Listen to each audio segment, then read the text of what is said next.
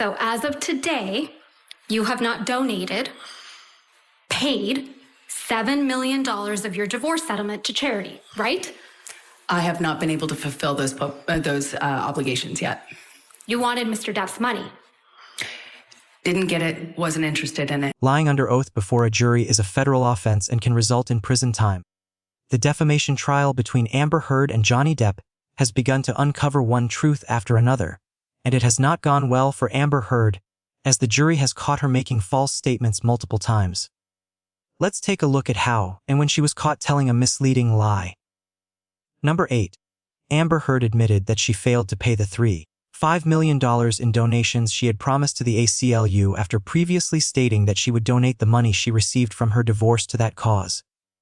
$7 million in total was donated to, I split it between the ACLU and Children's Hospital. She testified in court and stated that Johnny Depp's lawsuit prevented her from completing her donation because of ongoing legal and attorney expenses.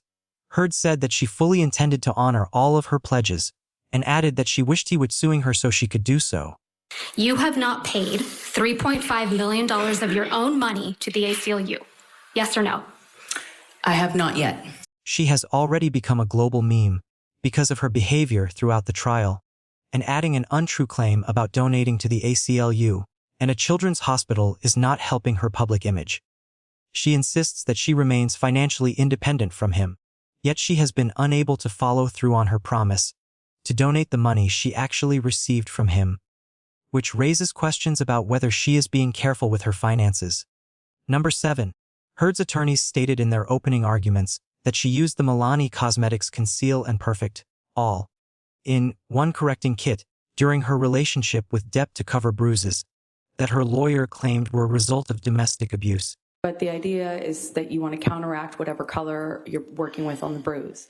Her attorney J. Ben Rottenborn stated in his opening argument that this was the product she used and claimed she became highly skilled at applying it, telling the jury they would hear testimony from Amber about how she mixed different shades depending on the stage and color of the bruises as they changed over time, and how she used the makeup to cover them.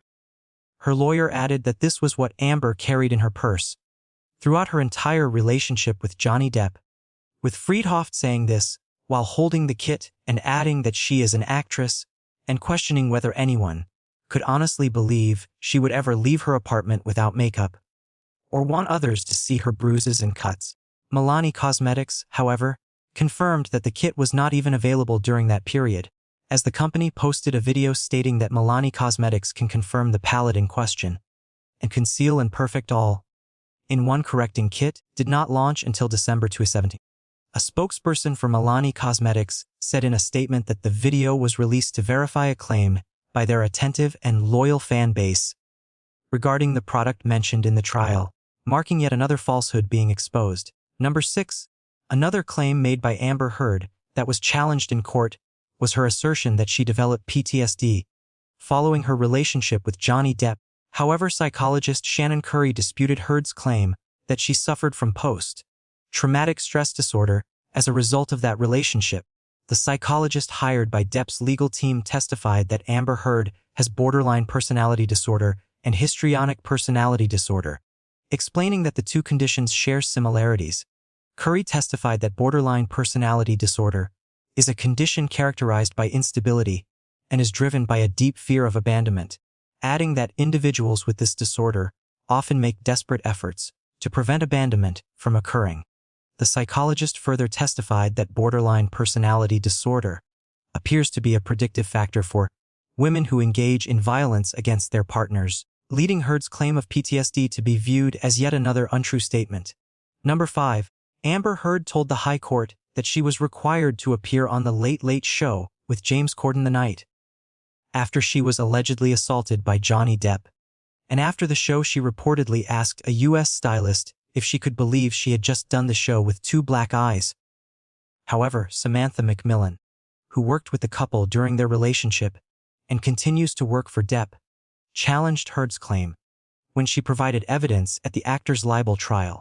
McMillan stated that she spent much of the afternoon and early evening of December 16, 2015 with Heard as she prepared for her appearance on The Late Late Show and she said she could clearly see that Heard had no marks, cuts, or bruises. In her witness statement, Macmillan said that after the show memes, Heard made the comment about having 2 black eyes, but Macmillan emphasized that Ms. Heard did not have any black eyes and appeared completely uninjured throughout the day and at that moment. Macmillan added that she later learned Heard had accused Depp of violently attacking her the night before, which caused many people to question the credibility of all the claims made by Amber Heard. Number 4. Throughout the trial, she has claimed that she only hit Johnny once and nothing more. However, their trip to Australia and the audio recordings played in court suggest a very different version of events. Depp described an incident in which he was in the shower and Amber repeatedly demanded to be let in, and when Johnny slightly opened the door, knowing she would force her way in and start arguing, she attempted to enter as he was closing it and cried out that her toe was hurt. He then opened the door to check if her foot had been caught between the door and the wall, and as soon as he did so, Heard struck him by slamming the door into his head and did not stop there, as she proceeded to punch him as well. In the alleged audio recording, she can be heard saying, "Hitting you. It was not punching you. Babe, you're not punched." Don't tell me what it feels like to be punched. Number 3. While describing the incident involving her sister, Amber Heard stated that it was the first time in all those years that she believed Johnny was about to attack her sister, explaining that he was about to push her down the stairs, and that in the moment before it happened, she recalled information she had heard claiming that he had previously pushed a former girlfriend, whom she believed to be Kate Moss, down the stairs. In my head, instantly think of Kate Moss and the stairs, and I swung at him. She stated that this was the first and only time she ever struck Johnny.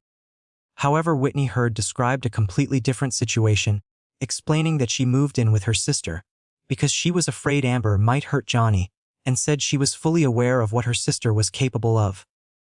This explanation, which she gave when describing why she was present at the time, has since led to another inconsistency being exposed, and the claims continue to add up. Number 2.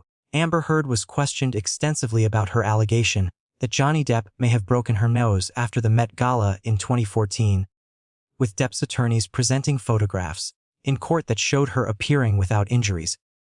For the record, I don't know that it was broken.